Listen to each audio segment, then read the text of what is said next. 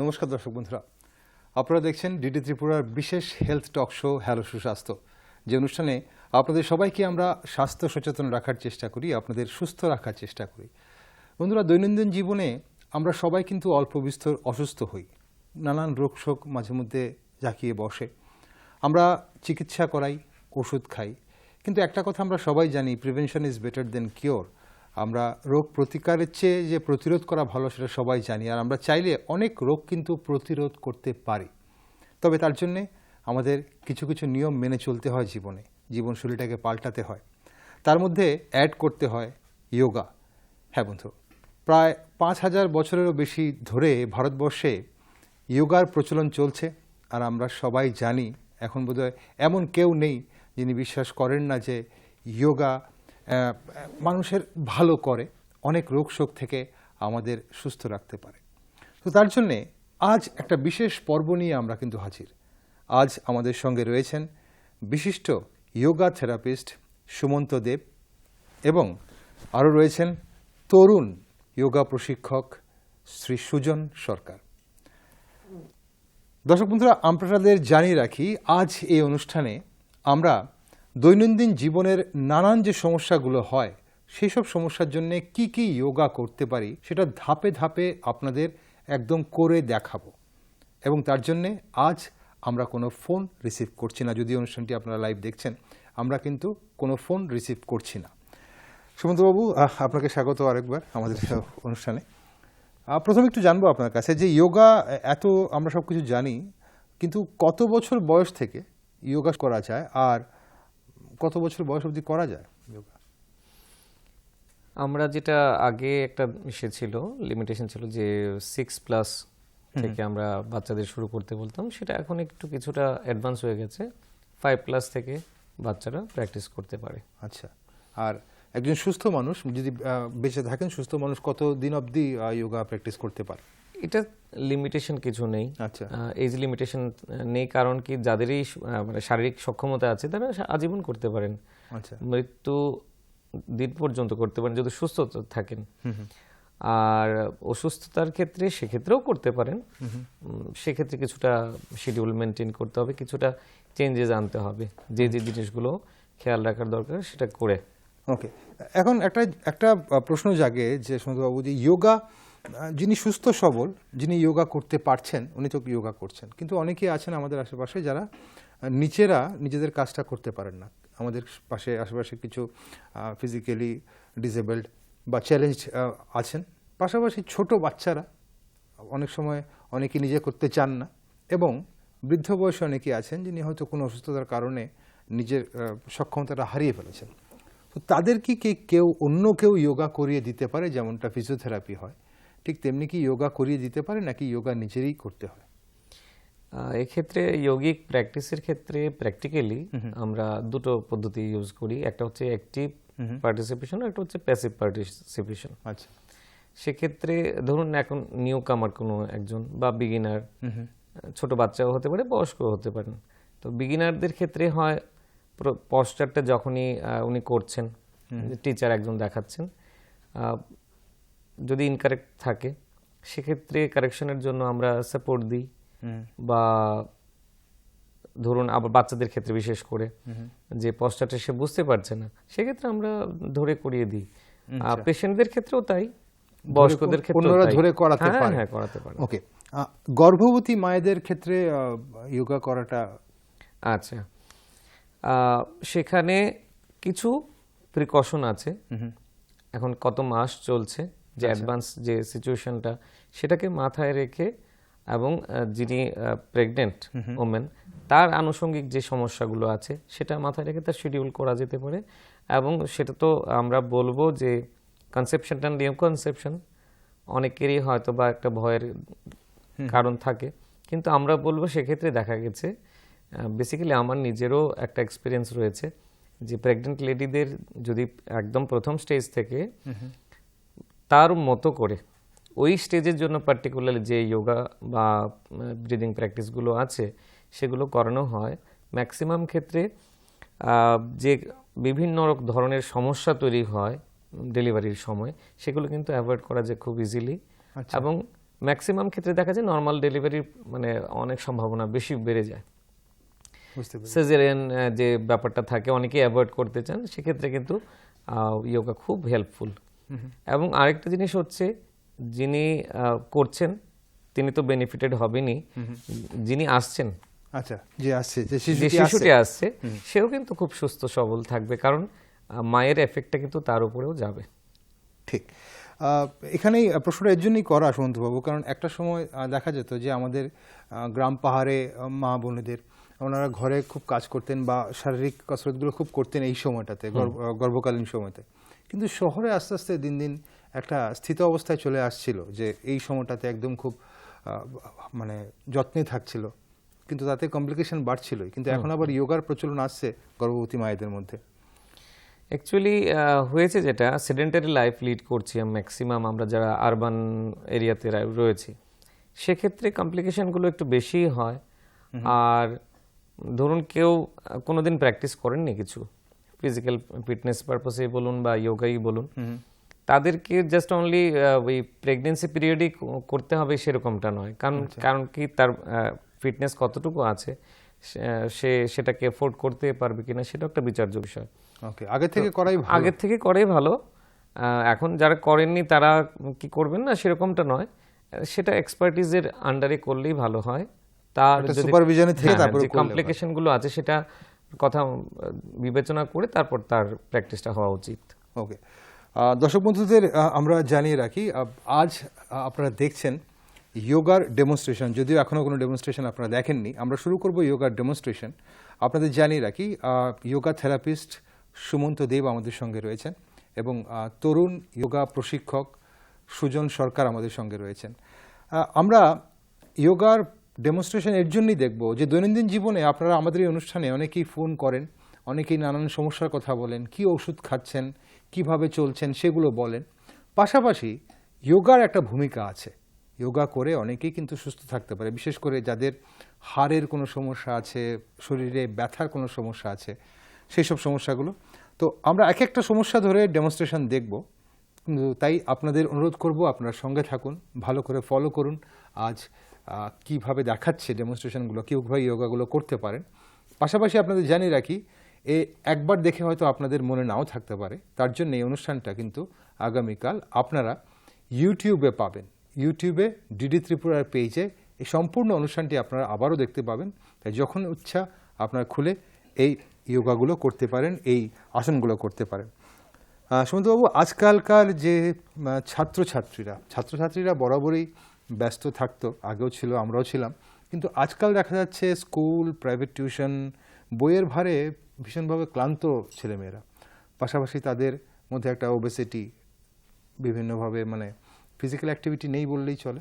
তো তাদের জন্যে কি কি যোগা করলে তারা একটু রিল্যাক্সড ফিল করবে?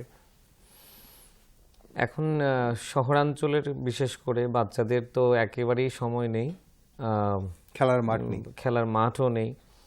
আমরা গার্জিয়ানরা ওদেরকে সেই সময়টুকু প্রোভাইড করছি না, যে এরকম ওয়ার্ক শিডিউল তৈরি হয়েছে এবং পড়াশুনো এভরিথিং সব মিলিয়ে। তো তার মধ্যে লাইফস্টাইল চেঞ্জ হচ্ছে, তার সাথে সাথে ফুড হ্যাবিটও চেঞ্জ হয়েছে। আমরা ছোটবেলায় যেরকম খাদ্যাভ্যাস ছিল আমাদের, ঠিক সেটা কিন্তু এখনকার বাচ্চাদের নেই, এখন রেডিমেড একদম তৈরি। সেই কেন সময়ের ব্যাপার আছে, গার্জিয়ানদেরও কিছু কনসেপশনের বিষয় রয়েছে। সেক্ষেত্রে বাচ্চাদের ওবেসিটি তো একটা কমন প্রবলেম। আরেকটা হচ্ছে যেটা আপনার হাইপার অ্যাক্টিভনেস। যেহেতু আমরা ছোটবেলায় মাঠে সময় পেতাম, খেলার সময় ছিল, আমাদের যে এনার্জিটা ছিল আমরা সেখানটা কিন্তু দিতে পারতাম, ইউটিলাইজ করতে পারতাম। আরেকটা ছিল একটা সাইকোলজিক্যাল এফেক্টও তো রয়েছে, বন্ধু বান্ধবদের সাথে মেশা, সারাউন্ডিং যারা পাড়া প্রতিবেশী, বয়স্কদের সাথে, বড়জনদের সাথে আমরা কিন্তু আমাদের যে ইমোশনগুলো আছে সেগুলো শেয়ার করতে পারতাম। এক একটা সোশ্যাল লাইফের এক একটা প্ল্যাটফর্মে এক এক রকম ভাবে আমরা এনজয় করতে পারতাম, কিন্তু সেটা আজকে নেই, হচ্ছে না। তো সেক্ষেত্রে দেখা যাচ্ছে আউটকামটা কিন্তু অনেকভাবে এটা বাজে দিকেই আসছে, বিভিন্ন ডিজিজ হয়েও আসছে। যেমন এখন ধরুন বিভিন্ন ক্যাটাগরির স্টুডেন্টরা যে বিভিন্ন ধরনের যে লাইফ লিড করছেন এবং আগামীতে কম্পিটিশনে যাবে, কম্পিটিশনে আসেনি তারপরে ওই কম্পিটিশনে যেতে হবে ভেবেও কিন্তু অনেকে স্ট্রেসটা হচ্ছে। এবং এই স্ট্রেস থেকে অনেক রকমের সমস্যা তৈরি হচ্ছে। ঠিক, তো সেক্ষেত্রে তাদের জন্য আমরা কি ধরনের আমরা মানে করতে পারি, আমরা সিম্পল যদি মেথড দেখি, যে একদম সবার জন্য চিন্তা করে সূর্য নমস্কার যে সিকোয়েন্সটুকু আছে, that's a very beautiful practice for every student. Okay okay, এখানে সুমন্তবাবু আমরা ডেমনস্ট্রেশনটা পাশাপাশি দেখব, আপনি যদি কি কি করবেন একটু বিস্তারিতভাবে আমাদের সুরজ যদি একটু করে দেখায়।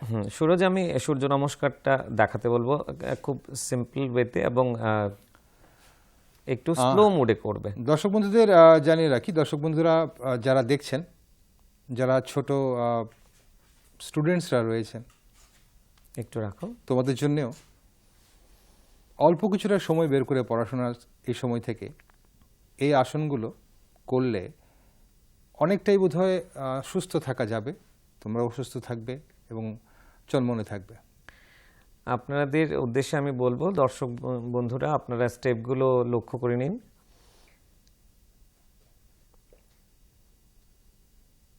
বাচ্চাদের ক্ষেত্রে খুবই উপকারী এই সূর্য নমস্কার, বাচ্চা এবং বড় সবার জন্যই। তার মধ্যে যারা সময়ের অভাবে ফিজিক্যাল অ্যাক্টিভিটি করতে পারছেন না বা খেলাধুলায় অংশগ্রহণ করছেন না, যেসব বাচ্চারা রয়েছে তাদের প্রত্যেককেই এবং ওনাদের গার্জেনদের আমি রিকোয়েস্ট করব, আপনারা বাচ্চাদেরকে অন্তত আধ ঘন্টা বা 20 মিনিট এই প্র্যাকটিসগুলো ওদেরকে করাবেন, তাহলে শারীরিক এবং মানসিক উভয়ভাবে। আচ্ছা, এই কমপ্লিট যে প্রসেসটা আমরা দেখছি এটাই টোটালটাই সূর্য নমস্কার? হ্যাঁ, সেখানে সিকোয়েন্স ওয়াইজ আমরা দেখি যে 12 স্টেপের একটা হয়, 10 স্টেপের একটা হয়। আচ্ছা, এখন যেটা দেখানো হচ্ছে সেটা 10 স্টেপের। ওকে, তো এই 10টা স্টেপ যদি আমরা ইজিলি, যাদের ক্ষেত্রে ফ্লেক্সিবিলিটি কম, ওদের ক্যাপাবিলিটি অনুযায়ী ওরা করবে, কিন্তু তাতে অবভিয়াসলি বেনিফিটেড হবেন। আচ্ছা, আর যেহেতু সূর্য নমস্কার এটা সকালবেলাই করতে হবে হয়তো? সূর্য নমস্কার সবচেয়ে ভালো হয় সকালবেলাতেই, আর যাদের সকালের সমস্যা হচ্ছে তারা কিন্তু ইভিনিং এ করতে পারেন। আচ্ছা, সোজা কথায় যে কোনো হেভি মিল নেওয়ার 4 ঘন্টা পর আমরা যোগিক প্র্যাকটিস করব। তার মধ্যে ফার্স্ট প্রেফারেন্স থাকবে মর্নিং সেশনটা। আচ্ছা, এই যে পুরো কমপ্লিট প্রসেসটা আপনি 10টা স্টেপ বললেন, এক একটা স্টেপ তো একবার করে 10টা স্টেপ করে নিল, এরকম কভার করতে হবে? সেটা যারা বিগিনার তারা 3 থেকে 5 বার করবেন, তারপর যত দিন বাড়বে অটোমেটিকলি ওরাও যারা প্র্যাকটিস করবেন তারাই বুঝতে পারবেন ফ্লেক্সিবিলিটি বাড়ছে এবং অনেক ইজি হচ্ছে পশ্চারগুলো করা। তখন 10 থেকে 20 বার করতেই পারেন এবং যতটাই বাড়ানো যায় ততটাই উপকার বেশি পাবেন। আচ্ছা, আমি সুমন্তবাবু একটু ফাঁকে একটু জিজ্ঞেস করে নিই, আমরা দেখতে পাচ্ছি সুরাজ একটা স্পেশাল কাস্টিউমে রয়েছে, যোগার সঙ্গে কাস্টিউমের কি কোনো রিলেশন আছে? মানে কাস্টিউম পরে কি যোগা করতে হয়? হ্যাঁ, তা তো নিশ্চয়ই, কারণ যখন আমি যে কাজটা করছি আমার ড্রেসটা সেখানটা বাধা হয়ে যাতে না দাঁড়ায়, আচ্ছা, আমাকে কমফর্ট জোনের মধ্যে রাখে, তাহলে তো সেটার কথা ভাবতেই হবে। ওকে, এখন সুরজ যেটা ব্যবহার করছে সেটা সাধারণত আমরা যারা যোগা প্র্যাকটিস করি তারা ব্যবহার করে থাকি। যারা ঘরে প্র্যাকটিস করবেন তাদের ম্যান্ডেটারি নয় যে এই পোশাকটাই পরতে হবে। বেসিক্যালি আমরা বলে থাকি যে ঢিলে ঢালা পোশাক, ওকে, যাতে কোনো রকম কোনো পশ্চার করতে গেলে কোনো রকম অসুবিধা না হয়, শারীরিক কোনো রিজিডিটি না থাকে। ওকে, একজন সুস্থ সবল মানুষ যিনি কাজ করছেন, যিনি রোজগার করছেন, সংসার করছেন, ওনার কোনো রোগ নেই, উনি সুস্থ আছেন, নিজেকে সুস্থ ভাবেন, উনি কি যোগা প্র্যাকটিস করবেন দৈনন্দিন জীবনে যদি ওনার হাতে সময় থাকে? এবং সেটা সকালে কি করতে পারেন, বিকেলে কি করতে পারেন? কারণ অনেকেই আছেন সকালে সময় পান না, হয়তো রাতের দিকে একটু ব্যায়াম বা এক্সারসাইজ করেন, যদি যোগা করতে চান উনি কি করতে পারেন? আচ্ছা, দেখুন, ইন জেনারেল সবার জন্য বলছি, যাদের সময়ের অভাব থাকছে, পার্টিকুলারলি কোনো আসন যদি নাও করতে পারেন ওনারা, তারপরেও সিম্পল কতগুলো ব্রিদিং টেকনিক আছে, আমরা সূক্ষ্ম ব্যায়াম বলি সেগুলোকে, হোল বডি মুভমেন্ট, ধরে ধরে জয়েন্টগুলোকে, সেগুলো যদি করা যায় তাহলে অনেক বেশি ভালো থাকবেন।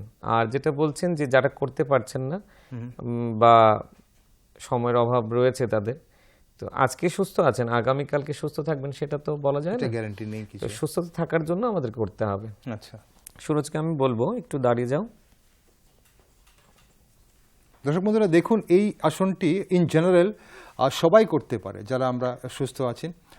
আমরা সবাই কিন্তু এটা করতে পারি, কারণ এই আসনগুলোর মাধ্যমে আমরা শরীরকে সুস্থ রাখতে পারি। আজ সুস্থ আছি, আগামীকাল আমাদের কোনো সমস্যা হতে পারে, কিন্তু এই যোগাগুলো করলে সমস্যাগুলো কম হবে। আমরা প্রথমেই বলবো যেটা যে প্রত্যেকের ক্ষেত্রে যে কোনো বয়সের ব্যক্তিদের জন্য, পুরুষ এবং মহিলা দুজন উভয়ের ক্ষেত্রে এই সিম্পল যে টেকনিকগুলো আমরা দেখাচ্ছি সেগুলো যদি সকালবেলায় অথবা ইভিনিং টাইমে আপনারা প্র্যাকটিস করেন, আপনাদের ক্যাপাসিটি অনুযায়ী দীর্ঘদিন আপনারা সুস্থ থাকবেন, এই নিঃসন্দেহেই বলা যায়। প্রথমে সুরজ আমরা করব ঘাটটাকে শ্বাস নিতে নিতে পেছনের দিকে নিয়ে যাব, ঘাটটাকে শুধুমাত্র।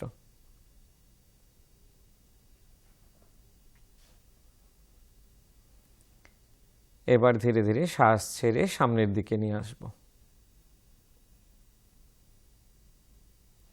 এভাবে 5 থেকে 10 বার আমরা করতে পারি। যারা সুস্থ রয়েছেন আমি তাদের ক্ষেত্রেই বলছি, যেহেতু আপনি উল্লেখ করেছেন যাদের কোনো রকমের সার্ভাইকাল কোনো সমস্যা নেই, তাদের জন্য কিন্তু আমরা প্রিভেনশনের ব্যবস্থা করতে পারছি এই যে পশ্চারগুলো করছি এখন। আচ্ছা, যাদের সার্ভাইকাল প্রবলেম অলরেডি হয়ে গেছে, এখন কমন ব্যাপার হচ্ছে যে সার্ভাইকাল স্পন্ডিলাইটিস। তো সার্ভাইকাল স্পন্ডিলাইটিস যাদের হয়ে গেছে তারা শুধুমাত্র ব্যাকওয়ার্ড বেন্ডিংটাই করবেন, ফরওয়ার্ড বেন্ডিংটা করবেন, অ্যাভয়েড করবেন। এবার সাইড বেন্ডিং, আচ্ছা আমরা ধরে নিচ্ছি একজন সুস্থ মানুষ এটা করছে, যাদের স্পন্ডিলাইটিস আসছে আমি সেটা পরে আসছি, একজন সুস্থ মানুষ সবগুলো করতে পারছে। হ্যাঁ, তারপর অপোজিট সাইড। প্রত্যেকটাতেই দেখবেন যখনই আপনারা প্র্যাকটিস করবেন ডিপ ব্রিথ নেবেন এবং গভীরভাবে শ্বাস নিয়ে গভীর শ্বাস ছাড়বেন। যত বেশি সময় ধরে শ্বাস ছাড়া যায় এবং গভীরভাবে শ্বাস নেওয়া যায় ততটাই বেশি আপনার পশ্চারগুলো করতেও ইজি হবে এবং অনেকটা বেশি ফ্রেশনেস উপলব্ধি করতে পারবেন। তারপর পেছনের দিকে তাকাবে। এখন প্রশ্ন আসতে পারে ডান দিক থেকে নাকি বাঁ দিক থেকে, কোন দিক থেকে শুরু করব? আচ্ছা, সাধারণত আমরা বাঁ দিক থেকে শুরু করে থাকি, সেটা ম্যান্ডেটরি নয় যে বাঁ দিক থেকে করতে হবে। আচ্ছা, এখানে বডিটা স্টিল থাকবে, শুধু ঘাট থেকে মুখটা সরে আমরা বিভিন্ন পার্টস ধরে ধরে আমরা ইসে করব। ওকে, এবার চলে আসবো আমরা শোল্ডার জয়েন্টে। দুটো হাত কাঁধের উপর রাখবো, ধরে রাখার পর সামনের দিকে ইনভার্ট করব। কোনোই দুটোকে ভেতরের দিকে নিয়ে যাও, শ্বাস নিতে নিতে উপরের দিকে তোলো। এবার ধীরে শ্বাস ছেড়ে নিচের দিকে নামিয়ে নাও। আবার শ্বাস নিয়ে উপরের দিকে, গভীর শ্বাস নাও, ধীরে ধীরে শ্বাস ছেড়ে নিচের দিকে। এবার আমরা শোল্ডার রোটেশন করব। হ্যাঁ, ধীরে ধীরে শ্বাস নিয়ে উপরের দিকে, শ্বাস ছেড়ে নিচের দিকে, শ্বাস নিতে নিতে উপরের দিকে, শ্বাস ছেড়ে নিচের দিকে। এভাবে আমরা 5 থেকে 10 রাউন্ড করতে পারি। ছেড়ে দাও সুরজ। এবার আমরা চেস্ট এক্সপানশন ব্রিদিং করব। দুটো হাত সামনের দিকে বাড়িয়ে দাও। এবার ধীরে ধীরে দুপাশে ছড়িয়ে দেব হাত দুটো। গভীর শ্বাস নেব, আবার শ্বাস ছাড়তে ছাড়তে দুটো হাত এক জায়গায় নিয়ে আসব। এভাবে 5 থেকে 10 বার করব।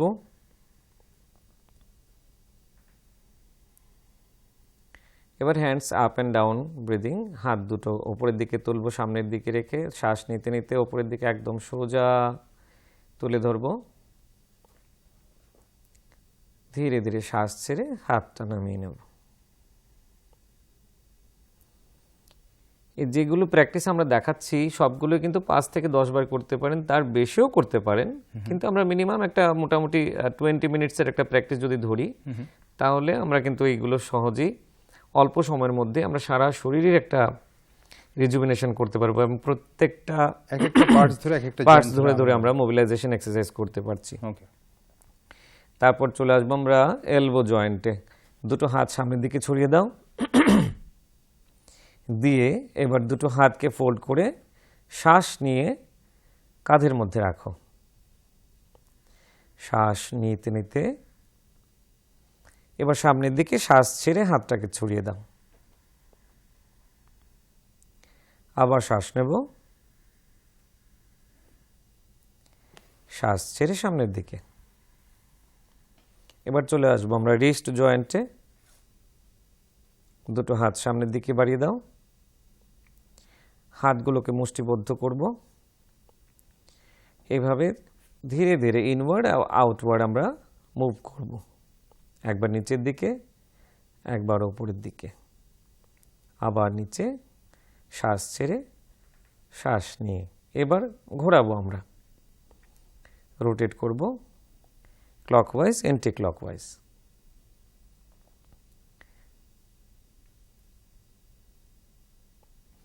যারা বিগিনার নতুন করবেন তাদেরকে প্রত্যেকটা প্র্যাকটিসে আমি বলবো খুব ধীর লয় করার জন্য। আচ্ছা। এবং যখনই আমরা প্র্যাকটিস করছি গভীর শ্বাস নেওয়া এবং লম্বা শ্বাস ছাড়া। আমি সেটাই দেখছিলাম, প্রত্যেকটা যে আসন করছে খুব স্লো মুভমেন্ট করছে। Slow yoga movement। মানে কি স্লো মুভমেন্ট না ভিগোরাসলিও করা যায়? ভিগোরাসলি যখন হয়ে যাচ্ছে সেটা এক্সারসাইজ হয়ে যাচ্ছে, আচ্ছা, যোগা হচ্ছে না। যোগা হচ্ছে না, কারণ কনসেপশনটা হচ্ছে এরকম স্থিরম সুখম আসনম। আচ্ছা। যতটাই স্লো হবে এবং দীর্ঘস্থায়ী প্র্যাকটিস হবে সেক্ষেত্রে আমরা থেরাপিউটিক বেনিফিট কিন্তু বেশি পাবো। আচ্ছা। এখন যখন নতুন কেউ শিখছেন ওনারা ধীরে ধীরেই করবেন, ওকে। এটা প্রিলিমিনারি প্র্যাকটিস। তো তারপর যখন আস্তে আস্তে বাড়তে থাকবে প্র্যাকটিসের শিডিউল, বিভিন্ন আসন অ্যাড হবে, তখন তো সময়ের ব্যাপার থাকবে, তখন কিন্তু একটু ফাস্ট করে নিতে পারেন। ওকে, রিস্টের পর তারপর কোথায়? তারপর আমরা কোমরে চলে যাব। কোমরে আমরা দুটো পাকে সামান্য গ্যাপ রেখে এবার পেলভিক রোটেশন করব, কোমরটাকে ঘোরাবো। দুটো হাত কোমরে রাখো, এবার ক্লকওয়াইজ অ্যান্টি ক্লকওয়াইজ কোমর ঘোরাবো।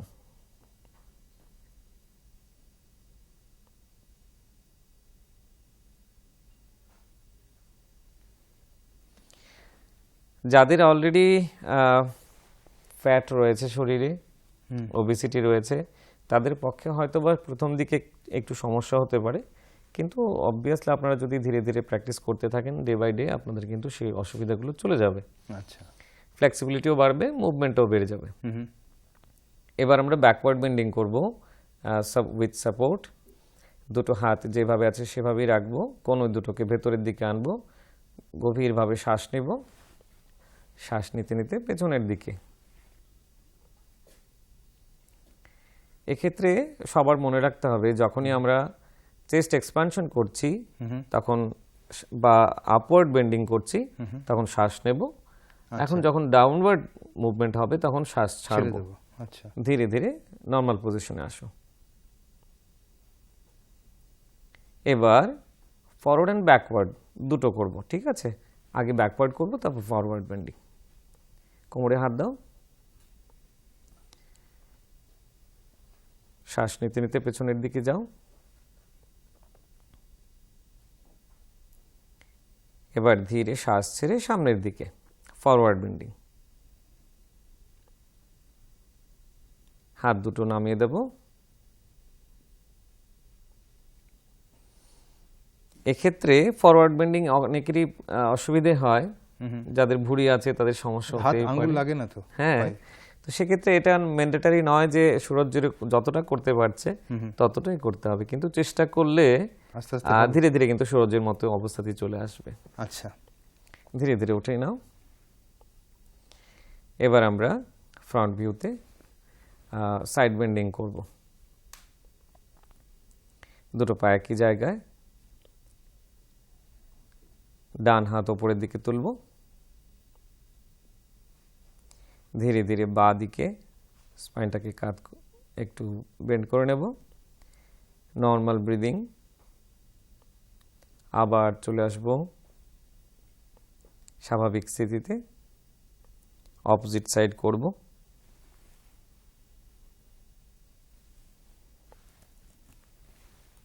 মনে রাখতে হবে যখনই আমরা আসন করব সেক্ষেত্রে কিন্তু কখনোই শ্বাসকে আটকে রাখা যাবে না। আচ্ছা। Deep breathing or normal breathing. আচ্ছা। এবার ছেড়ে দাও।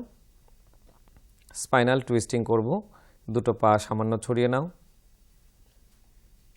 নেবার পর দুটো হাত দুপাশে উপরের দিকে তোলো, সাইড ওয়াইজ। এবার ডান দিকে পেছনের দিকে তাকাও ঘুরে গিয়ে। এভাবে যখন করছি আমরা পেছনের দিক তাকিয়ে শ্বাস ছাড়বো, সামনের দিক থেকে শ্বাস নিয়ে আচ্ছা আবার যখন অপোজিট সাইডে যাব তখন শ্বাস নিতে নিতে মাঝখানে আসবো, এবার শ্বাস ছাড়তে ছাড়তে অপোজিট সাইডে তাকাবো। আচ্ছা, এটাকে আপনি বললেন স্পাইনাল টুইস্টিং। Spinal twisting. সেক্ষেত্রে দেখা যাচ্ছে উঠতে পারি। আপনি এখান থেকে জাস্ট যেটা হয় সাইডের বেশিরভাগ ক্ষেত্রে দেখা যায় মহিলাদের ক্ষেত্রে বা পুরুষদের ক্ষেত্রে যারা আমরা কোনো ওয়ার্কআউট করি না, দেখবেন চেস্টের পেছনের দিকটা এক্সট্রা ফ্যাট জমে যায়। আচ্ছা, সেক্ষেত্রে কিন্তু আমরা যদি মানে এইসব জায়গাগুলোতে, হ্যাঁ সাইডের যে পোর্শনগুলো রয়েছে কোমরের দিকটাতেও, তো ভিগোরাসলি যদি আমরা এই প্র্যাকটিসটা করি, যেটা আমরা এক্সারসাইজ বলছি উইথ ব্রিদিং, ডিপ ব্রিদিং, সেক্ষেত্রে কিন্তু আমরা খুব সহজেই যে সাইডের যে আমাদের এক্সট্রা ফ্যাট সেটা কিন্তু রিডিউস হয়ে যায়, মানে এখানে যে মেদটা জমে সেটা কমে যায়। হ্যাঁ হ্যাঁ। আচ্ছা, ইভেন আমরা শুধু এতটুকুই রেখে দাও, সুরজ রাখো, শুধু এই ব্যায়ামটাই করলে, মানে শুধু spinal সিম্পল cord-এ? এই প্র্যাকটিস গুলো করলে, আমি বলছি না যে অনেক কিছু করতে হবে, কারণ আপনি আসুন যখন করতে যাবেন তখন কিন্তু আপনার একটা নরমাল ফ্লেক্সিবিলিটি দরকার আচ্ছা, বেন্ডিং এর জন্য। ওকে, তারপর কোমরের পর এটা কোমর গেল, এরপর পায়ের কি আর কিছু হবে? বেন্ডিং, ব্যাকওয়ার্ড বেন্ডিং আমরা দেখিয়েছি, এবার আমরা পায়ের জন্য করব। ধীরে ধীরে পাটাকে সামনের দিকে তোলো, একটা পা কোমরে হাত রেখে ধীরে ধীরে সামনের দিকে তোলো, আরও ওপরের দিকে তোলো, যতটা তোলা যায়। শ্বাস নিতে নিতে এবার শ্বাস ছেড়ে নামিয়ে নাও। এই মুভমেন্টটাকে আরেকটু যদি ফাস্ট করি, আমরা কিক দেওয়া বলি, আচ্ছা, হ্যাঁ, যেরকম ফুটবলে কিক দেওয়া হয় না, ঠিক। শুরু আরেকটু স্পিড বাড়াও, দেখাও।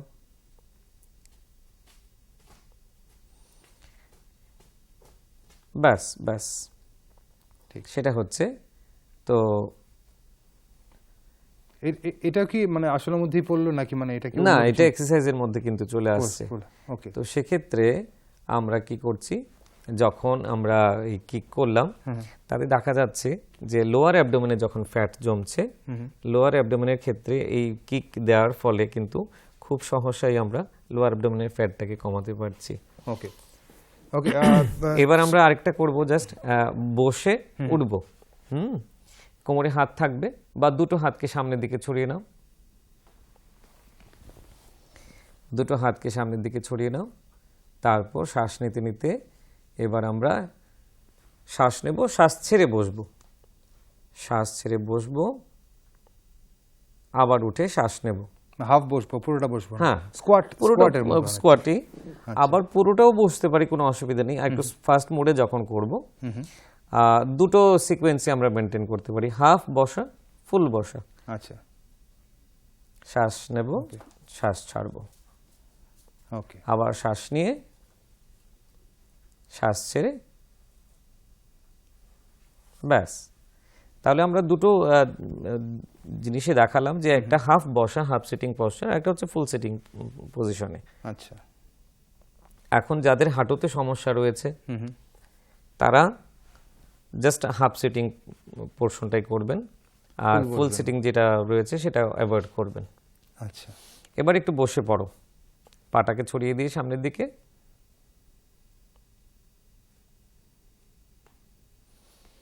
আমরা যেটা দেখেছি এখন, তো একটা আমরা কিন্তু সুস্থ যারা তাদের জন্যই দেখাচ্ছি, সুতরাং ওইগুলো প্রিকশনগুলো আমি পরে বলছি। এখন আমরা টো যেটা দেখছি, আমরা টোগুলো সামনের দিকে আছে, সেই টোগুলোকে সামান্য স্কুইজ করব নিচের দিকে। আচ্ছা, ধরে রাখবো এইভাবে। এখন 1 to 10 পর্যন্ত আমরা কাউন্ট করতে পারি। আচ্ছা, নরমাল ব্রিদিং থাকবে, স্ট্রেচ অবস্থায় স্ট্রেচিং করব। হ্যাঁ, এবার ইনওয়ার্ড, ভেতরের দিকে স্ট্রেচিং করব, আবার বাইরের দিকে,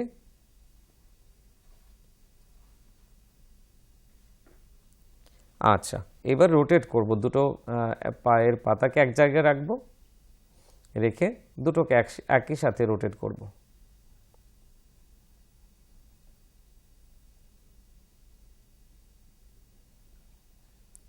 এবার অপোজিট ডাইরেকশনে,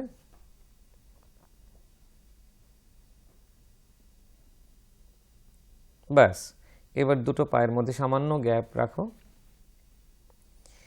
এবার ইনওয়ার্ড স্ট্রেচিং, ভেতরের দিকে পায়ের আঙুলগুলোকে টেনে ধরো। এবার বাইরের দিকে নিয়ে যাও, আবার ভেতরের দিকে, এবার বাইরের দিকে। মোটামুটি এই জিনিসগুলো আমরা একদম ঘাড় থেকে ধরে আচ্ছা দেখালাম, যেটা সমস্তটা একদম পায়ে পুরো শরীরের প্রত্যেকটা জয়েন্টকে ধরে ধরে আমরা যেটা এক্সারসাইজ করলাম এক্ষুনি, যদি করি যারা সুস্থ আছেন ঠিক তারা অবশ্যই আরো ভালো সুস্থ দীর্ঘদিন সুস্থ থাকবেন, আরো ভালো হবেন। এবং যারা অসুস্থ আছেন তারাও কিন্তু করতে পারেন এই প্র্যাকটিসটা। আচ্ছা আমরা সূক্ষ্ম ব্যায়াম বলি, এটা সবার জন্য, যে কোনো বয়সের সবার জন্য। ওকে আচ্ছা সুমন্তবাবু, এই যে ব্যায়ামটা এই পুরোটাই আপনি দেখালেন একদম থেকে শুরু করে পায়ের টো অবধি, এখানে লাভবান কে হচ্ছে? হাড় হচ্ছে, মাসেল হচ্ছে, নাকি নার্ভ হচ্ছে, নাকি সবাই একসঙ্গে হচ্ছে? একদম সবাই, ইন টোটাল যা সিস্টেম আছে, আচ্ছা মাস্কুলোস্কেলেটাল টোটাল সিস্টেমটাই। আচ্ছা ধরুন আমরা যেটা ফরওয়ার্ড বেন্ডিং, ব্যাকওয়ার্ড বেন্ডিং করলাম, সেক্ষেত্রে স্পাইনের ফ্লেক্সিবিলিটি বাড়ছে। তার সাথে আমি যখনই বডি মুভমেন্ট করছি, মাসল ইনভলভ থাকছে তার মধ্যে, সার্কুলেশন বাড়ছে, তার সাথে ওকে নার্ভাস সিস্টেম যুক্ত সবাই রয়েছে, সবাই মানে পুরো প্রত্যেকটা বডিটাই system। মানে ভালো হচ্ছে, বডিটাই লাভ হচ্ছে। চলুন দর্শক বন্ধুদের আমরা জানিয়ে রাখবো যে আমরা এই যে আজকে যোগার এই যে ডেমনস্ট্রেশনগুলো দেখছি, আপনারা অনেকেই হয়তো ভাবছেন যে এইগুলো তো আমরা অনেকেই জানি, কিন্তু দেখুন এতক্ষণ যেটা আমরা দেখলাম সেটা হচ্ছে যে কোনো সুস্থ মানুষ যে কোনো বয়সেরই ইন জেনারেল রোজ একবার হোক দুবার হোক ব্যায়ামগুলো করতে পারেন, এই আসনগুলো করতে পারেন, যোগাগুলো করতে পারেন সুস্থ থাকার জন্য, চনমনে থাকার জন্য। এবার একটু যারা অনেকেই হয়তো আমাদের রোজ ফোন করেন নানান সমস্যা নিয়ে, আপনারা এই মুহূর্তে টিভির সামনে বসে আজ তো ফোন করতে পারছেন না, তো আপনাদের সমস্যায় কিন্তু আমরা আসছি। যেমন এবার একটু মন দিয়ে দেখুন সুমন্তবাবু, ডায়াবেটিস মহামারীর আকারে ধারণ করেছে আমাদের এই প্রান্তে, এশিয়া বলুন, ভারত বলুন, বা আমাদের দেশের এই প্রান্তেও।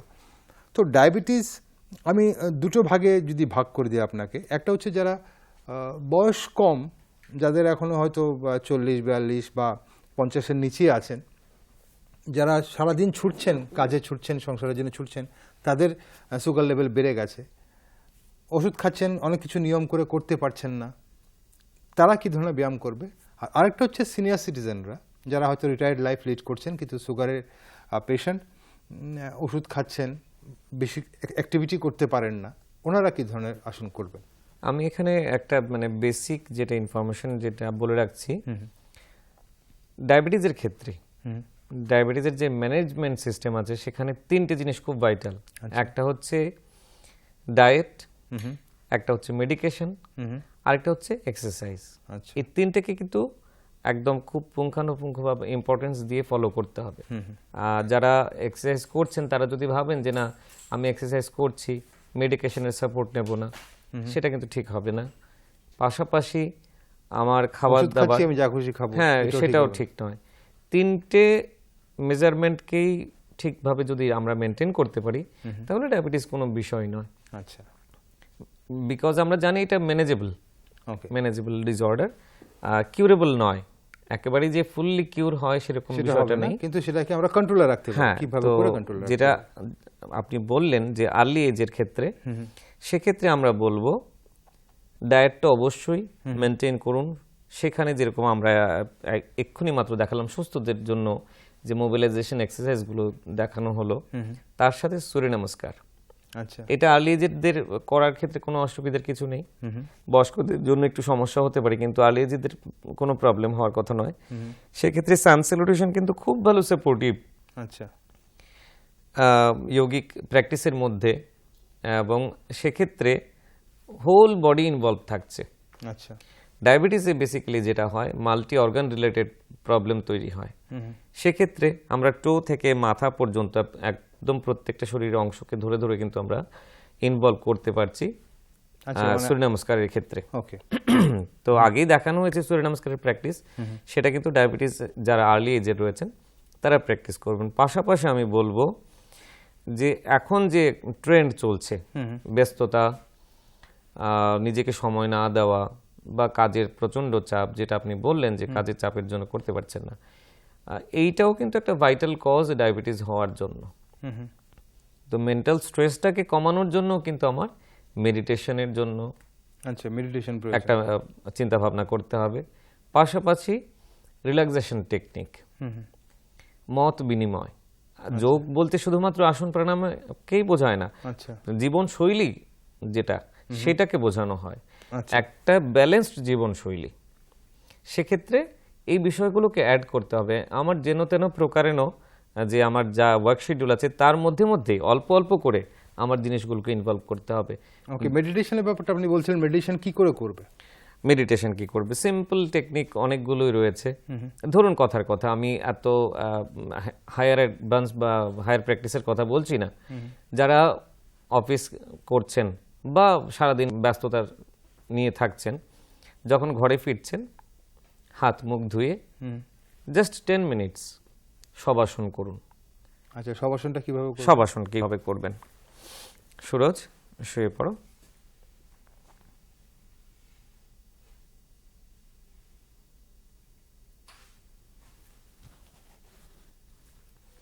সব আসন, দ্যাট মিনস আমরা যখন মানে হিউম্যান অ্যানাটমিক্যাল যে পশ্চার রয়েছে শুলে বা মৃতদেহ যেভাবে থাকে ঠিক সেরকম ভাবে পুরো শরীরটাকে ঢিলে ঢালা ছেড়ে দিতে হবে এবং শুধুমাত্র ফিজিক্যালি নয় মেন্টালিও রিল্যাক্সড হতে হবে। নিজেকে নিজে কন্ট্রোল করতে হবে। যেরকম আমরা ভাবি যে শবাসন খুব সহজ, বিষয়টা ততটা সহজ নয়। আচ্ছা কারণ এখানটায় কিন্তু শরীর এবং মন দুটোই ইনভলভ রয়েছে।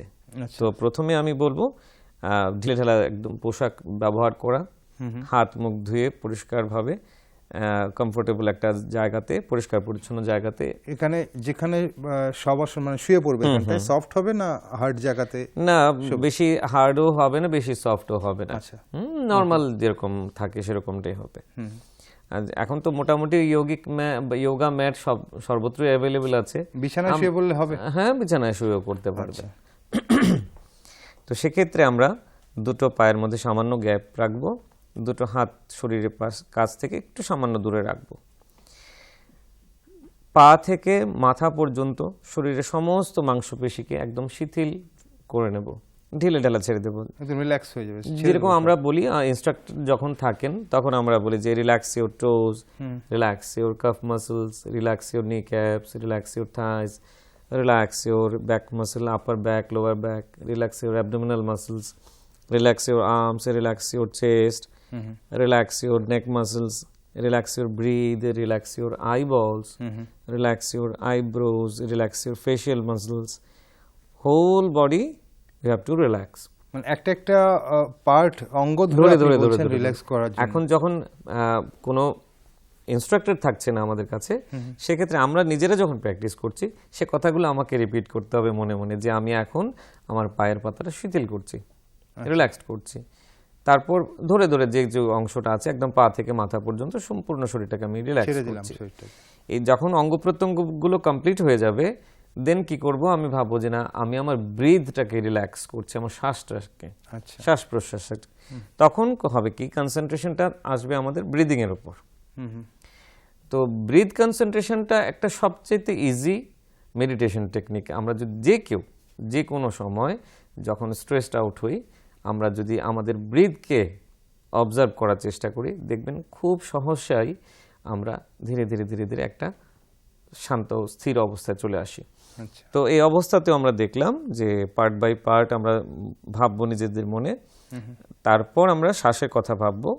শ্বাসের কথার পর আমরা ভাববো যে আমার পুরো শরীরটা এখন একদম রিল্যাক্সড হয়েছে, এখন কোনো রকম ভাবনা চিন্তা আমি করব না, জাস্ট অনলি আমি ফিল করব আমার রিল্যাক্সেশনটাকে কনসিয়াসলি। আমরা যখন ঘুমোই আনকনসিয়াস মোডে থাকি, এখন যখন শবাসন করছি তখন কিন্তু আমি কনসিয়াসলি আমি রিল্যাক্সেশনের দিকে যাচ্ছি। তা আমি I have to feel the relaxation situation or this condition. তো ওইটা যখন আমরা করছি সেটাকে বলছে শবাসন। আচ্ছা, ঠিক। এবং তারপরে যখন উঠবে বা আমরা যারাই প্র্যাকটিস করব, দেখবেন অনেকটা ঝরঝরে ফিল হবে। তাহলে হয় কি, সারাদিনের যে পরিশ্রমটা, ক্লান্তিটা দূর হয়ে বিভিন্ন চিন্তা, ওয়ার্কলোড যেটা নিচ্ছি আমরা সারাদিনে, একটা 10 মিনিটের প্র্যাকটিসের মধ্যে কিন্তু আমরা সবটাকে ধীরে ধীরে রিল্যাক্স করছি। তাহলে আপনি বলছেন যাদের কম বয়সে যাদের মানে সুগার লেভেল বেড়ে গেছে তারা মেডিসিন বা সারাদিনের যে খাদ্যাভ্যাস সেগুলোর পাশাপাশি যোগা করলে প্রথমে সূর্য নমস্কার, তারপর শবাসন করবেন। প্রথমেই করবেন একটা সিম্পল প্র্যাকটিস, এখানেই বেরিয়ে আসলো। আমরা যদি দেখি সিম্পল প্র্যাকটিসটা হচ্ছে প্রথমে আমরা যে মোবিলাইজেশন অ্যাক্টিভিটিগুলো হয়েছে ঠিক, জয়েন্ট মুভমেন্টের জন্য সেগুলো করবেন। ওকে, তারপর সূর্য নমস্কার করুন। আচ্ছা, 3, 5, 10 যার যেরকম সময় সেরকম বুঝে। এখন যখন সূর্য নমস্কার করছেন তখন অবশ্যই ডিপ ব্রিথ অ্যাড করুন। যখনই ডাউনওয়ার্ড হচ্ছেন শ্বাস ছাড়ুন, আপওয়ার্ড হচ্ছেন শ্বাস নিন। সেটা কিরকম হবে রেশিওটা, না নেওয়ার চাইতে ছাড়ার সময়টা দীর্ঘ হবে। আচ্ছা, আমরা যদি 2 গুণে শ্বাস নিই তাহলে 4 গুণে শ্বাস ছাড়ব। তো এই প্র্যাকটিসটার পর একটু শবাসন করুন। এখন শবাসনে যাওয়ার পর যখন শরীরটা একদম থিত হয়ে গেল, তারপরে কিছুক্ষণ আমরা মেডিটেশন করতে পারি ইফ টাইম পারমিট করে যদি। আচ্ছা, আর ব্রিদিং প্র্যাকটিসের ক্ষেত্রে আমি দেখাচ্ছি কিছুক্ষণ বাদই। সুরজ উঠে বসবে ধীরে ধীরে। লক্ষ্য করতে হবে ও যেভাবে উঠলো, আমরা যখন ঘুমোই বাড়িতে ঠিক, সবাইকে কিন্তু এইভাবেই ওঠা উচিত। হঠাৎ করে ঝুঁকি দিয়ে যদি আমরা হঠাৎ করে সোজা উঠে বসি তাহলে কোমরের ওপর কিন্তু একটা প্রেশার আসে।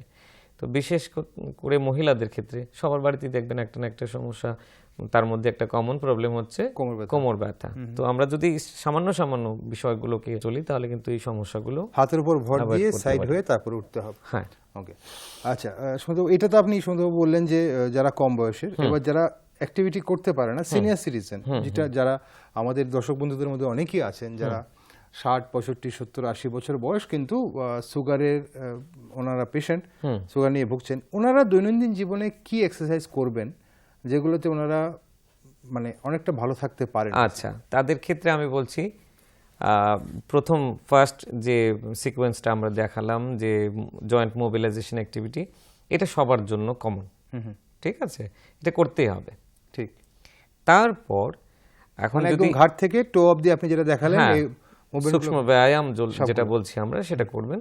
তারপর প্রথম দিকে আমরা দেখিয়েছি যে চেস্ট এক্সপানশন ব্রিদিং, হাত উপরের দিকে তোলা, শ্বাস নেওয়া, শ্বাস ছাড়া, এই ব্রিদিং এক্সারসাইজগুলো করবেন। তাহলে কি হয়, এনার্জি লেভেল অনেকটা বেশি বেড়ে যাবে। আচ্ছা, পাশাপাশি সূর্য নমস্কারের ক্ষেত্রে এটাও করতে পারেন, সেখানটায় কিছুটা কন্ট্রাইন্ডিকেশন রয়েছে। যেরকম ধরুন ডায়াবেটিস যাদেরই আছে, বিশেষত এখন যেহেতু আমরা এজেডদের কথা বলছি, সেক্ষেত্রে হাই বিপির একটা টেন্ডেন্সি থাকে, ঠিক, হাইপার টেনশন যাদের আছে তারা সূর্য নমস্কারটাকে অত্যন্ত ধীর লয়ে করবেন।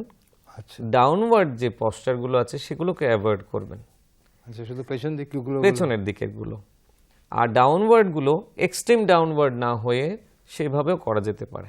আচ্ছা, আচ্ছা, তার মধ্যে আর্লি এজ এবং এজের উভয়ের ক্ষেত্রেই কিছু আসন আছে পার্টিকুলারলি যেগুলো আমরা ডায়াবেটিসের ক্ষেত্রে করলে বিশেষ উপকার পেতে পারি। সেই আসনগুলো আমি ওকে বলছি করতে। প্রথমে আমরা আমি একটু দর্শক বন্ধুদের বলে দিই, দর্শক বন্ধুরা আপনারা এই জিনিসটা ভালো করে দেখুন মন দিয়ে, কারণ আমাদের এই হ্যালো সুস্বাস্থ্য অনুষ্ঠানে আমরা দেখি দেশের বিভিন্ন প্রান্ত থেকে 60, 70, 80 বছরের অনেক আমাদের দর্শক বন্ধুরা রয়েছেন যারা সুগারে ভুগছেন, সুগারের মাত্রা যাদের বেশি, ডায়াবেটিস যাদের আছে হয়তো অনেকেরই। এই আসনগুলো আপনারা কিন্তু সুমন্তবাবু যেটা বলছেন, আসনগুলো রেগুলার প্র্যাকটিস করতে পারেন। বলুন সুমন্তবাবু। সুরজ, আমরা প্রথমেই করব মুন্ডক আসন। হ্যাঁ, বজ্রাসনে বসবো।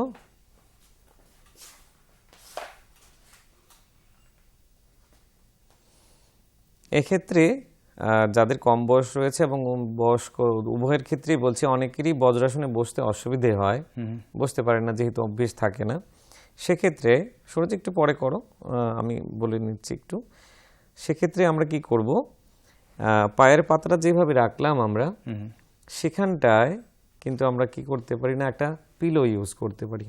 আচ্ছা, নরম কিছু বা টাওয়াল একটা ইউজ করতে পারি। পায়ের পাতাটা উনি যদি একটু ঘুরে যান তাহলে আমরা পায়ের পাতাটা দেখাতে পারি কিভাবে বসতে হয়। যাদের সুবিধা মানে করতে পারে ওনারা এভাবে বসতে পারেন। আর যারা পারবেন না, ব্যথা পাচ্ছেন, লক্ষ্য ওনারা করবে আমার দিকে। পিলো দেবেন। কোন জায়গাটায় পিলো দেবেন? পায়ের পাতার গোড়া- নিচে? পায়ের পাতার নিচে, ঠিক। আচ্ছা। যেটা আমরা যেটা অংশকে অ্যাঙ্কেল জয়েন্ট বলছি, অ্যাঙ্কেল জয়েন্টের ওখানে নিচে এটা কিছু রাখতে পারি। নরম কিছু। আরেকটা হতে পারে যারা ফ্যাটি আছেন, তাদের বডি ওয়েটটা নিতে অসুবিধা হয়, নিচে আমরা একটা পিলো দেবো, যেখানটা বললাম অ্যাঙ্কেল জয়েন্টের নিচে। আরেকটা হালকা পিলো রাখবো হিপের নিচে। আচ্ছা, সেক্ষেত্রে অনেকটা ওদের কমফোর্টেবল হবে করতে। কোমরের নিচে রাখবো। হ্যাঁ, এবার দুটো হাতকে তুমি সামনের দিকে ঘুরে যাও। ফ্রন্ট ভিউতে, হ্যাঁ।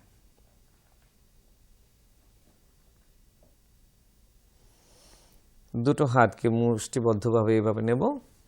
নেবার পর নাভির দুপাশে রাখবো। এবার একটা গভীর শ্বাস নেব। শ্বাস নিয়ে ধীরে ধীরে শ্বাসটুকু পুরো ছেড়ে দেব, দিয়ে সামনের দিকে ধীরে ধীরে ঝুঁকে যাব। এখানটায় দেখুন সুরজের কিন্তু ফোরহেডটাকে মাটিতে লাগানো হয়েছে, লাগিয়েছে ও। কিন্তু যাদের সার্ভাইকাল এরিয়াতে কোনো রকম সমস্যা থাকবে, তারা কিন্তু মাথাটাকে নামাবে না এতটা। আচ্ছা, ইন জেনারেল কি সবাই পারবে এটা করতে? মানে সবার কি যাবে অতটুকু? আমি যেটা বলছি না, আমি তার জন্য বলছি এটা তো ক্যাপাসিটি অনুযায়ী করবেন। ইটস নট ম্যান্ডেটরি যে হ্যাঁ ও যতটা করেছে অ্যাডভান্স টুকু করতে হবে, অতটুকু যেতে পারে এখন যে। হ্যাঁ, এটা তো নরমাল। আর শুধু সামনের দিকে তাকাও, ব্যাস। এটাই বেস্ট হবে সবার জন্য, বিগিনারদের ক্ষেত্রে এবং বয়স্কদের ক্ষেত্রে। আচ্ছা, হ্যাঁ, তারপর যারা করতে করতে অভ্যস্ত হয়ে যাবেন, তারা অ্যাডভান্স তখন করবেন, মাথাটা মাটিতে লাগাবেন। ওকে, ধীরে ধীরে উঠবে, শ্বাস নিতে নিতে হাতটা ছেড়ে দিয়ে।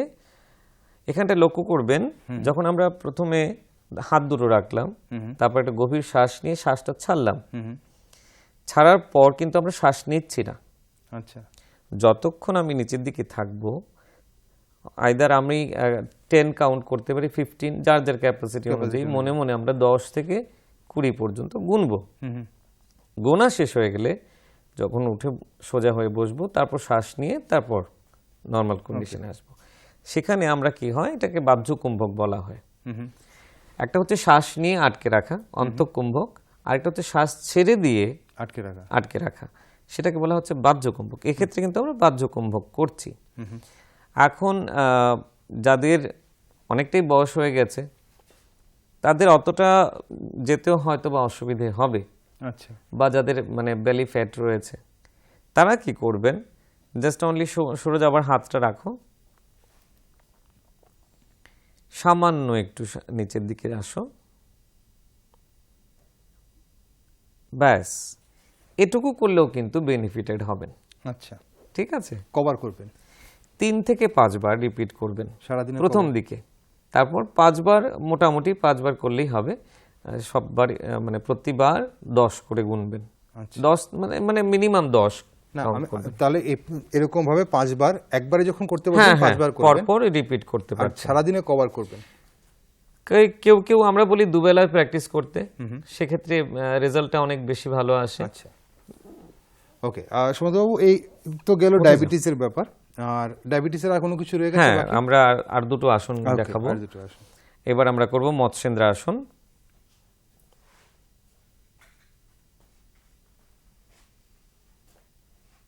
সাইড ভিউতে করব।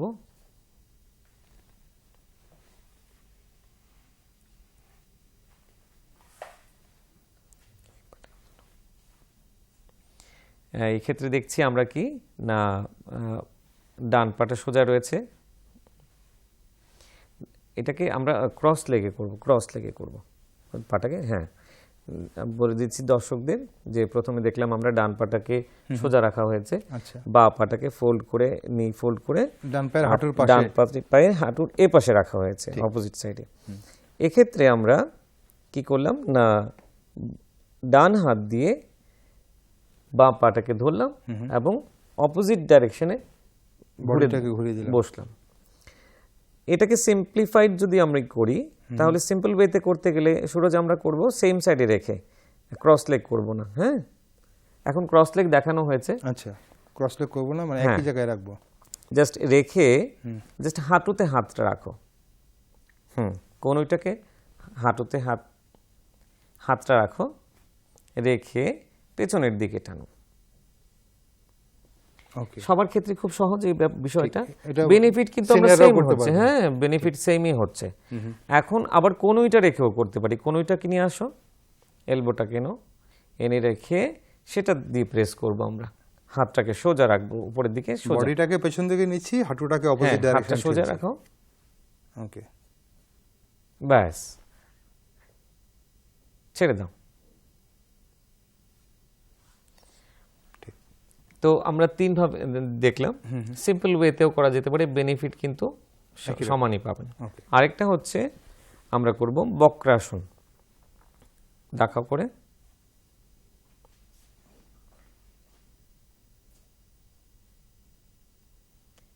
মৎস্যেন্দ্রাসন যেটা করেছিলাম, হাতটাকে ঘুরিয়ে এনে আমরা রেখেছিলাম। এক্ষেত্রে আরো সিম্পল রয়েছে এই পোর্শনটা, যেটা পোস্টারটা আমরা করছি। পায়ের পাতার সাথে হাতটা রাখবো, রেখে জাস্ট অনলি স্পাইনাল টুইস্ট করা। আচ্ছা, তাতে হচ্ছে কি, যে পাটা ওঠানো আছে সেই সাইডে দেখবেন স্পাইনটা মোচড় খাওয়ার ফলে এই যে অ্যাবডোমিনাল অর্গানগুলো আছে তাদের উপর একটা প্রেসার হচ্ছে, অ্যাবডোমিনাল মাসাজ হচ্ছে। অ্যাবডোমিনাল অর্গানগুলোতে সার্কুলেশন কিছুটা সময়ের জন্য আমরা কিছুটা কমিয়ে দিচ্ছি। আচ্ছা, তারপরে যখন ছাড়বো, নর্মাল পশ্চার আসবো, তখন কিন্তু আমাদের কি হবে, বেশি হবে সার্কুলেশন, সার্কুলেশন বেড়ে যাবে এবং নারিশমেন্টও অর্গানগুলোর অনেক বেশি হবে। ছেড়ে দাও। ঠিক, ওকে। তাহলে এই আসনগুলো আমরা ডায়াবেটিসের জন্য করছি। আসলে সময় পেরিয়ে যাচ্ছে, আমাদের খুব বেশি সময় নেই।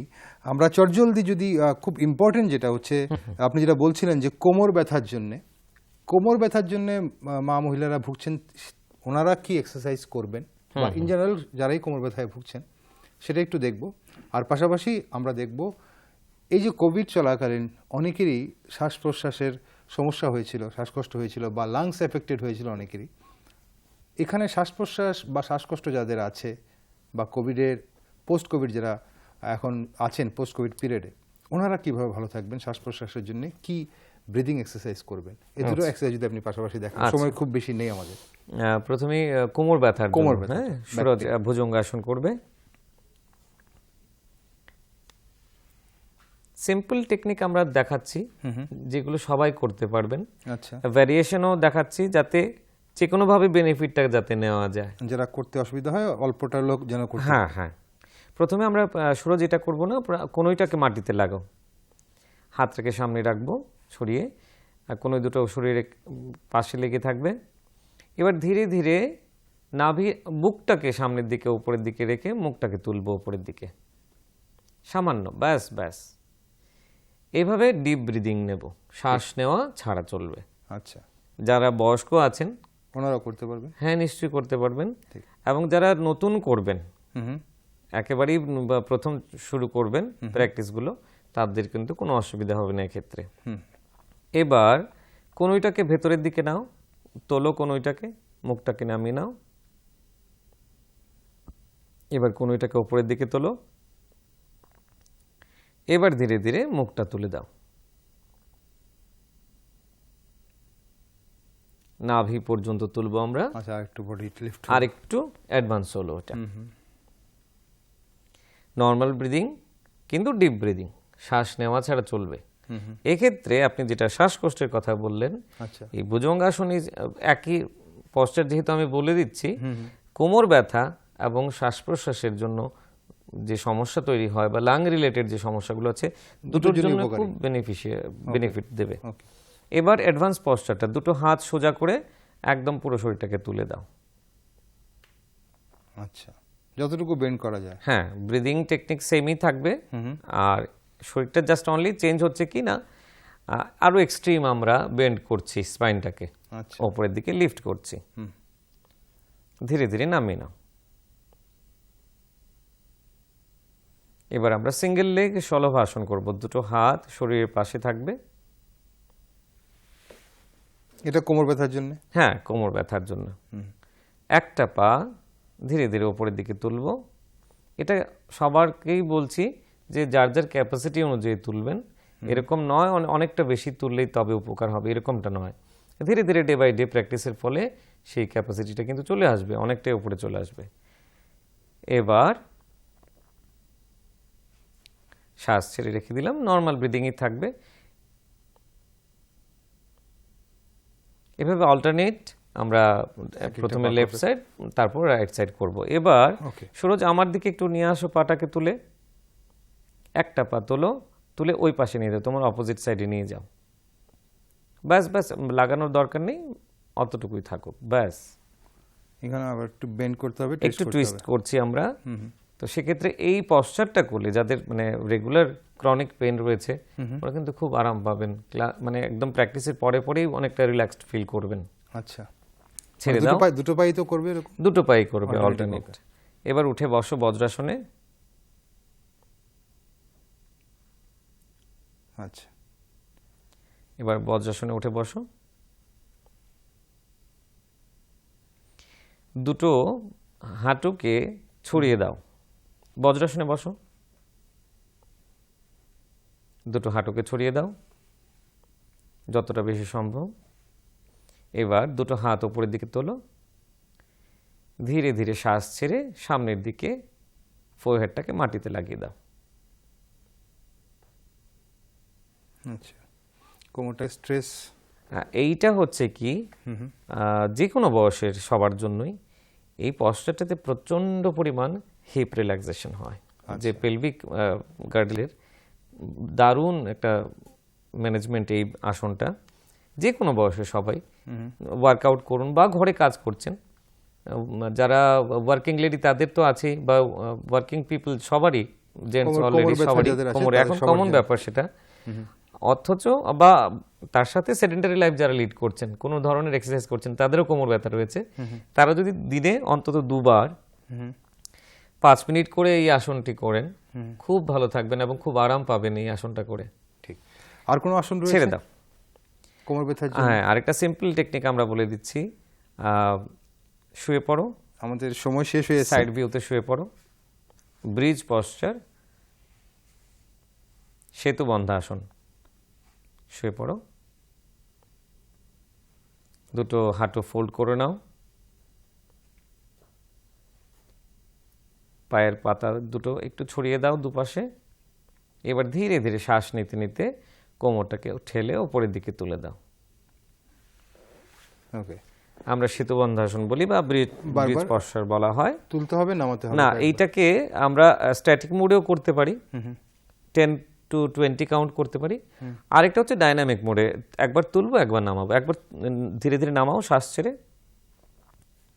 এই পশ্চার যখন আমরা ডাইনামিক মোডে করব তখন শ্বাসটাকে অ্যাড করব, যে যখন ওপরের দিকে তুলবো তোলো, শ্বাস নাও, ধীরে ধীরে শ্বাস ছাড়ো, আরো স্লোতে, আরো স্লো, শ্বাস নাও, ধীরে শ্বাস ছাড়ো। ওকে, ঠিক আছে, খুব সুন্দর সুমন্তবাবু। আসলে সময়ের অভাবে আমরা অনেকগুলো আরও সমস্যার আসনগুলো দেখতে পেলাম না। প্রথমে তো সুরজকে অনেক অনেক ধন্যবাদ, খুব সুন্দরভাবে আপনি আসনগুলো দেখালেন আজ আমাদের। সুরজ সরকার, তরুণ যোগা প্রশিক্ষক। আর সুমন্তবাবু, এই যে কোমর ব্যথা, ডায়াবেটিস আমরা শুনলাম, আরও অনেকগুলো সমস্যা বা দৈনন্দিন জীবনশৈলীর সঙ্গে যুক্ত আমাদের রোগ শোক রয়েছে, যেগুলোর যোগা প্র্যাকটিস করলে হয়তো অনেকেই সুস্থ থাকবেন, আমাদের দর্শক বন্ধুরা সুস্থ থাকবেন। সেগুলো জানার জন্যে আপনাকে আরও বারবার আসতে হবে আমাদের স্টুডিওতে। আজকের জন্য অসংখ্য ধন্যবাদ। ধন্যবাদ সুরজ। দর্শক বন্ধুরা, আপনারা দেখলেন আজ যোগার মাধ্যমে বিভিন্ন দৈনন্দিন যে সমস্যাগুলো, সেগুলোর থেকে আমরা কিভাবে একটু নিস্তার পেতে পারি। এগুলো করলে বছরের পর বছর, 5000 বছর কম কথা নয়, এবং আমাদের দেশে অনেক মানুষ, বিশ্বে অনেক মানুষ এখনও কিন্তু যোগার ওপর নির্ভরশীল, অনেকগুলো সমস্যা থেকে দূরে থাকার জন্য। তো চলুন, যারা যোগা করেননি আপনারাও কিন্তু ট্রাই করে দেখতে পারেন। আমাদের যোগা নিয়ে আরও এপিসোড আসছে, আগামী দিনে আসবে, কারণ অনেক সমস্যা এখনও বাকি রয়ে গেছে। তো আগামী বৃহস্পতিবার দিন আপনাদের সঙ্গে আবারও দেখা হবে। ততক্ষণ সবাই ভালো থাকুন, সুস্থ থাকুন। নমস্কার।